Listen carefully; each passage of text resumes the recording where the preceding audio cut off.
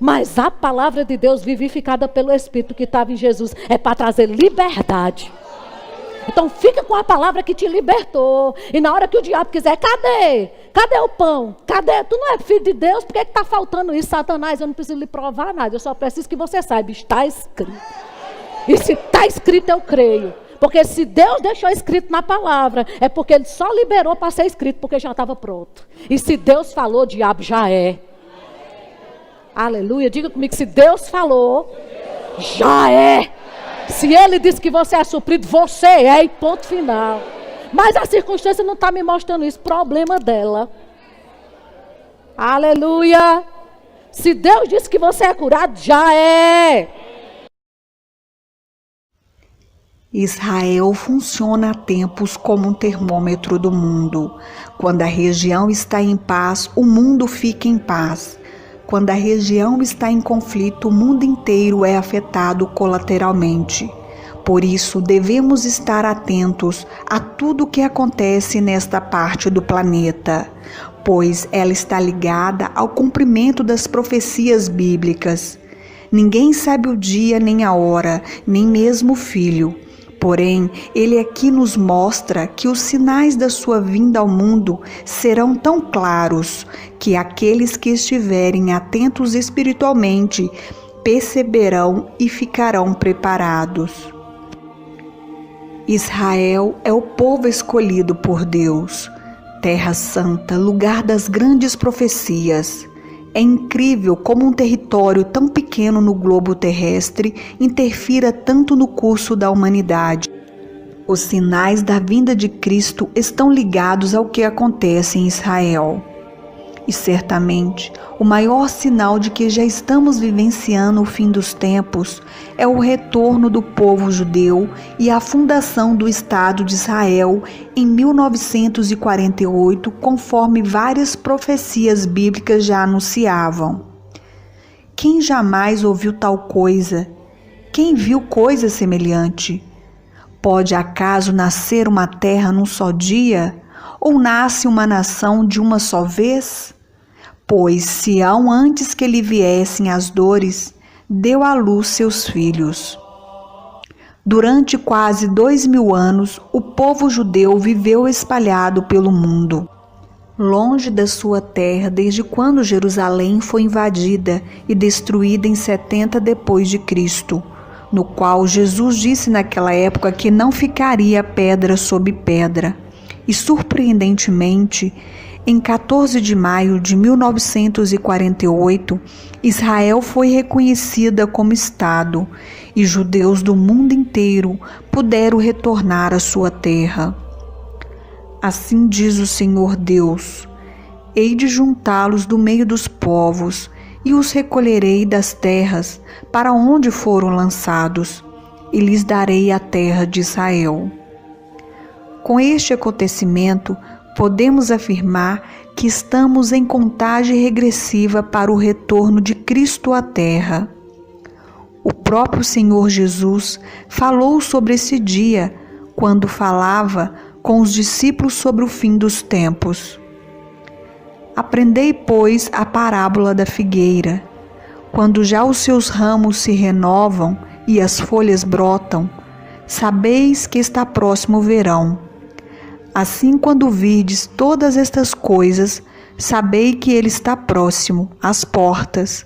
Em verdade, eu vos digo, não passará esta geração sem que tudo isto aconteça. Em vários trechos bíblicos, Israel é representada pela figueira, o que significa que ela foi cortada e depois de 2000 anos brotou e renasceu novamente. Ou seja, Jesus quis dizer que assim como percebemos quando está chegando uma estação, também ficaria claro perceber quando estas coisas acontecessem. Outro aspecto importante para a parábola da figueira é que ele fala que não passará essa geração sem que isso aconteça. Tudo indica que essa geração verá o retorno de Cristo. Recentemente, o presidente dos Estados Unidos, Donald Trump, reconheceu Jerusalém como a verdadeira capital de Israel, transferindo a embaixada americana de Tel Aviv para a Cidade Santa. A mesma decisão já está sendo tomada por outros países, inclusive o Brasil. Outro sinal é os preparativos para a construção do terceiro templo para Israel. O instituto responsável por isso afirma que todos os utensílios para o serviço sagrado do templo já estão prontos, inclusive a criação de um filme, onde mostra o templo surgindo no mesmo local que atualmente está a mesquita do Dono da Rocha, local disputado por muçulmanos e judeus, onde antes estava construído o templo. Em dezembro de 2018, ocorreu uma cerimônia do altar do terceiro templo em Jerusalém, onde, segundo eles, serão apresentados os sacrifícios diários. Infelizmente, as pessoas não estão preparando para o fim, e quando ele chegar, serão pegas de surpresa, porque estão cegas espiritualmente. E você está preparado? Canal YouTube Lina Luz Oficial. Inscreva-se e aperte o sino de notificações. Assim você receberá todos os vídeos gratuitamente no seu celular. E veja também os outros vídeos aqui do canal. Você vai gostar muito. Este canal, ele é abençoado porque ele faz a diferença na vida das pessoas. Deixe o seu like, o seu pedido de oração ou o seu comentário. E o mais importante, compartilhe.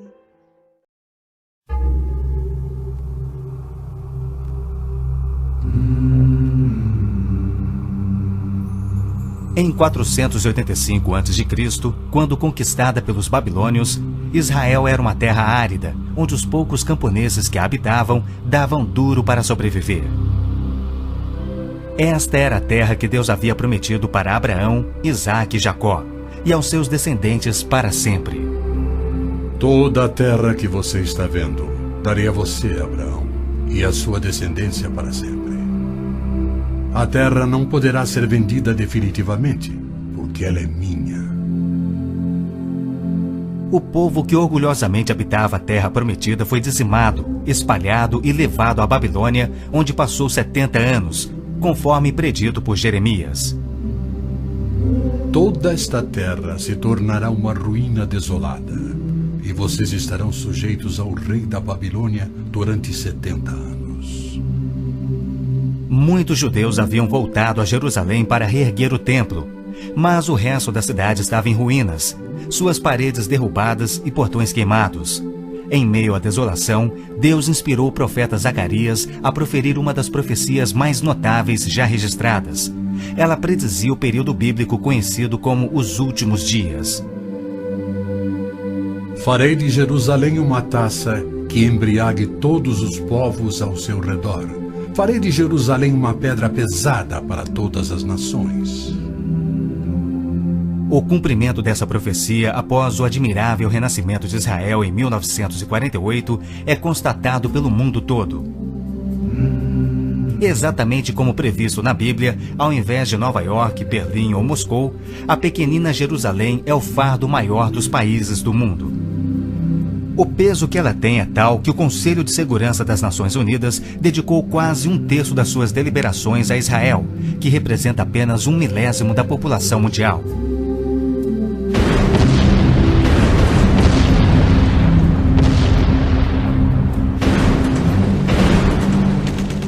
Jerusalém não seria o problema número 1 das Nações Unidas se a nação de Israel fosse facilmente intimidada, mas os seus militares são os melhores do mundo. Naquele dia farei que os líderes de Judá sejam semelhantes a um braseiro. Eles consumirão todos os povos ao redor. O Senhor protegerá os que vivem em Jerusalém.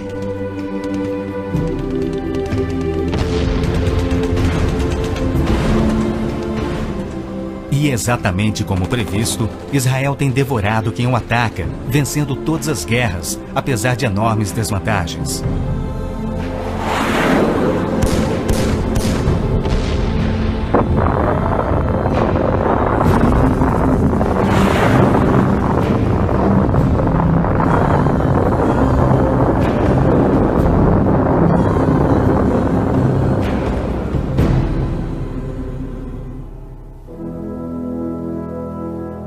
O anjo Gabriel revelou a Daniel que Jerusalém seria reconstruída e que após 483 anos viria o Messias.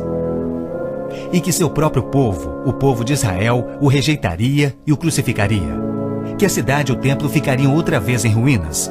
E foi assim que aconteceu. Depois o ungido será morto e já não haverá lugar para ele. A cidade e o lugar santo, o templo, serão destruídos pelo povo do governante que virá. Jesus entrou em Jerusalém no dia exato da profecia, foi aclamado como Messias e depois rejeitado.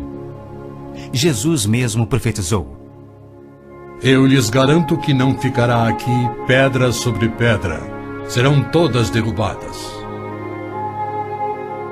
E serão levados como prisioneiros para todas as nações. No ano 70 DC, exatamente como Cristo previu, os exércitos romanos sob Tito saquearam Jerusalém, derrubaram o templo de Herodes e não deixaram pedra sobre pedra. Mais de 1 milhão de judeus foram mortos e o remanescente espalhado pelas nações. Vocês serão desarraigados da terra em que estão entrando para dela tomar posse.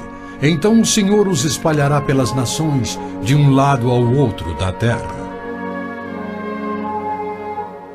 Os profetas de Israel também previram o antissemitismo, que perseguiria os judeus por toda parte. Vocês serão motivo de horror e objeto de zombaria e de riso para todas as nações. Espalhados entre as nações, os judeus têm sido odiados, perseguidos e mortos como nenhum outro povo, enquanto a estéril terra de Israel permaneceu de luto. Após sua visita em 1867, o escritor Mark Twain escreveu: Belém, a terra em que os anjos cantaram não é habitada por criatura alguma. A Palestina se recobre de pano de saco e cinzas, desolada e sem beleza. Em outra de suas profecias admiráveis, Jesus declarou: Jerusalém será pisada pelos gentios, até que os tempos deles se cumpram. Jerusalém foi disputada por todos os grandes povos da história. Babilônios a dominaram, depois os medo-persas. Alexandre o Grande tomou a Palestina para os gregos em cerca de 300 a.C. Depois foram os egípcios, seguidos pelos assírios e então os romanos. Invasores islâmicos se apoderaram dela, mas foram depostos nas cruzadas. Mais tarde, os mamelucos islâmicos do Egito a tomaram. Depois, os turcos otomanos reinaram por 4 séculos. E ao longo destes séculos, os judeus ali viveram e sofreram. O pleno cumprimento das profecias bíblicas sobre Israel, Jerusalém e os judeus é a prova incontestável da existência de Deus e da veracidade bíblica. Muitos pensam que as cruzadas católicas libertaram a Terra Santa para os judeus, quando, na verdade, massacraram os judeus e tomaram a terra para a Igreja Católica. O Papa Urbano II, que organizou a primeira cruzada, desafiou seus seguidores a seguirem a estrada para o Santo Sepulcro, tomando a terra daquela raça malvada e sujeitando-a ao seu domínio. Hordas de voluntários, ostentando a bandeira da cruz, massacraram os judeus, a linhagem terrena de Cristo. Isso por todo o trajeto a Jerusalém. O líder da cruzada, Godofredo de Bouillon, jurou que se vingaria pelo sangue de Cristo, matando até o último dos judeus. Ao tomarem a cidade de Davi, seus homens perseguiram os judeus até a sinagoga e atearam fogo nela. Os papas subsequentes trataram os judeus como leprosos sem qualquer direito. Entre estes, Pio VII, Leão XII, Pio VIII e Gregório XVI. O abuso de Hitler contra os judeus alemães antes da Segunda Guerra descortinou um antissemitismo fervilhante que se estendeu por todo o mundo. Ao navio transatlântico St. Louis, abarrotado com 1.100 refugiados judeus, foi negado acesso a todos os portos nas Américas do Sul, Central e do Norte.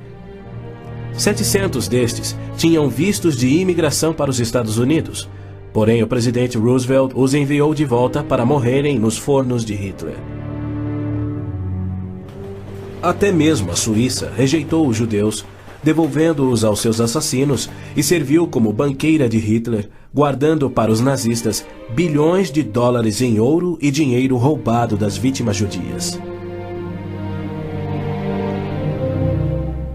No final da Segunda Guerra, a promessa de Deus de retornar o seu povo à Terra Prometida parecia mais absurdamente ilógica do que nunca. 6 milhões de judeus perderam a vida no Holocausto de Hitler, um fato que muitos continuam a negar. Embora Adolf Eichmann relatou, enquanto prisioneiro, que o massacre dos judeus foi o maior de todos os crimes, a maior dança funesta da história da humanidade.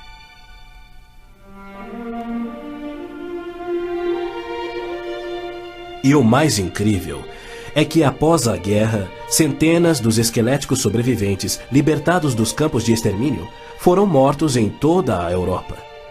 Porém, Deus não esquecera das suas promessas. De 1945 a 1948, apesar de um cruel bloqueio naval inglês, 10 navios antigos contrabandearam 70.000 sobreviventes do Holocausto para dentro da Terra Prometida. Nas palavras de um dos sobreviventes, os velhos navios e a frota britânica eram ameaças menores que a vida na Europa. Pela primeira vez em anos tínhamos um propósito: a criação de um Estado judeu.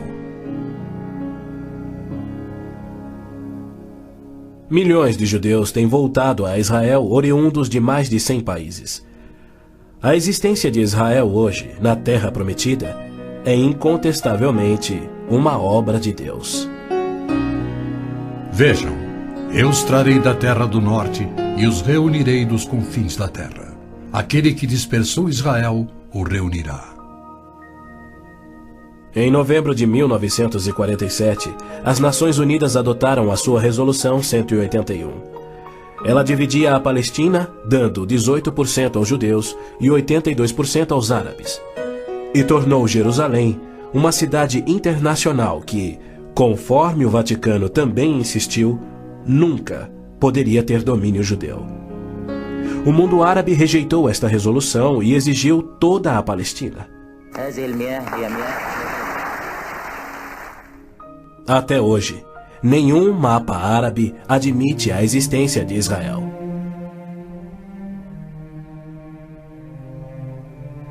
Em 14 de maio de 1948, Israel declarou sua independência. E foi imediatamente invadido por 6 nações árabes.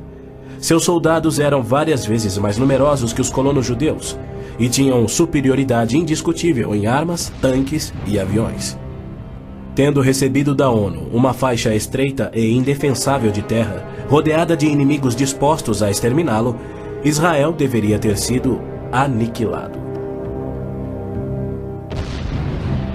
Porém, para a surpresa do mundo inteiro, que torcia para os seus inimigos, os colonos israelenses derrotaram os que buscavam destruí-los, exatamente como Deus prometera. E assim tem acontecido em guerra após guerra, à medida que seus inimigos têm tentado aniquilar Israel. Sim, é isto mesmo. A aniquilação é o seu propósito declarado. Os muçulmanos têm como dever religioso a exterminação dos judeus. Eles sonham com sua destruição e promovem festividades para honrar os assassinos dos inocentes cidadãos de Israel. O fundamentalismo islâmico começa a varrer o nosso mundo. O próprio Maomé declarou: A última hora não virá antes que os muçulmanos lutem contra os judeus e os muçulmanos os matem. Mas por que a imprensa chama os terroristas muçulmanos de radicais e extremistas? Na verdade, eles apenas estão sendo fiéis ao islamismo.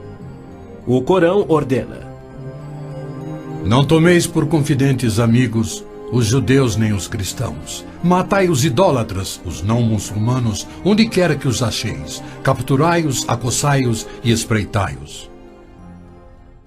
Líderes muçulmanos, religiosos e políticos ameaçam os judeus como fazia Hitler na TV, pelo rádio e alto-falantes nas ruas e nas mesquitas. Quando Gaddafi brada: a batalha de Israel será tal que Israel deixará de existir, ele fala por todos. O extermínio de Israel é transmitido aos muçulmanos desde o aleitamento.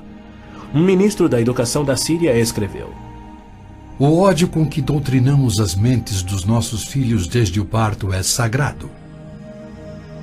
Um livro-texto de adolescentes egípcios declara: Israel não viverá se os árabes forem firmes no seu ódio. E um livro de pré-adolescentes diz: os árabes não desistem de trabalhar em prol do extermínio de Israel. É uma loucura Israel tentar firmar acordos de paz com inimigos como estes, mas a pressão mundial o obriga a isto. Na Guerra de Yom Kippur de 1973, milhares de tanques atravessaram simultaneamente o Sinai, oriundos do Egito, e descendo o Golã a partir da Síria num ataque surpresa cuidadosamente orquestrado. As forças militares de Israel estavam todas de licença, celebrando a mais sagrada de suas festas religiosas, levando, portanto, 3 dias para que se mobilizassem. 300 mil israelenses enfrentaram 1,2 milhões de árabes. Escapando por um fio da derrota, Israel sofreu pesadas baixas. Mas, em cumprimento incontestável da admirável profecia de Zacarias, de que as tropas judias seriam como fogo que consumiria as nações vizinhas, Israel expulsou seus inimigos. Em retaliação por ter se defendido, 61 nações romperam relações diplomáticas com Israel, enquanto nenhuma nação repreendeu os árabes por seu ataque surpresa. Este tenso e custoso estado de alerta de Israel tem sido manipulado de modo a acusá-lo de perpetrador de violência infundada contra vizinhos amantes da paz. O antissemitismo é uma força motriz da mídia mundial, que é muito influenciada pelo dinheiro do petróleo. Não se veicula nenhuma crítica aos árabes e suas repetidas ameaças de extinção de Israel. Quando Israel deportou 400 terroristas do Hamas e do Jihad Islâmico por terem matado e mutilado centenas de seus civis, foi criticado pela mídia internacional e censurado pelas Nações Unidas. Mas quando o Kuwait deportou 300 mil palestinos, em sua maioria civis inocentes, a mídia fez pouco caso e as Nações Unidas ignoraram o fato. As Nações Unidas são flagrantemente pró-árabes e contra Israel. As chamadas Forças de Paz das Nações Unidas no Líbano abrigaram terroristas da OLP, ofereceram suas instalações para treinar terroristas, forneceram equipamento militar e auxiliaram as equipes de terroristas a caminho de atacarem Israel. Quando Israel se viu pressionado a ponto de invadir o sul do Líbano para expulsar a OLP, descobriu na área das Nações Unidas estoques suficientes de armamentos para sustentarem uma invasão de 1 milhão de homens. E a maioria, incrivelmente, era avançada demais para ser operada pela OLP e era obviamente destinada a uma invasão soviética. A ONU já condenou Israel mais de 370 vezes por ter se defendido, porém nunca condenou os terroristas ou os seus agressores. 2 anos após a Olimpíada de Munique, em que a OLP assassinou 11 atletas israelenses, Arafat, o seu líder, foi convidado para falar na Assembleia Geral da ONU. E foi recebido como herói, embora clamasse pela extinção de Israel. O então secretário-geral da ONU, Boutros Ghali, declarou: os judeus devem abrir mão de sua condição de nação e do Estado de Israel para serem assimilados como uma comunidade do mundo árabe. O Domo da Rocha, no cume do Monte Moriá, está situado no coração de Jerusalém. Esta edificação de 141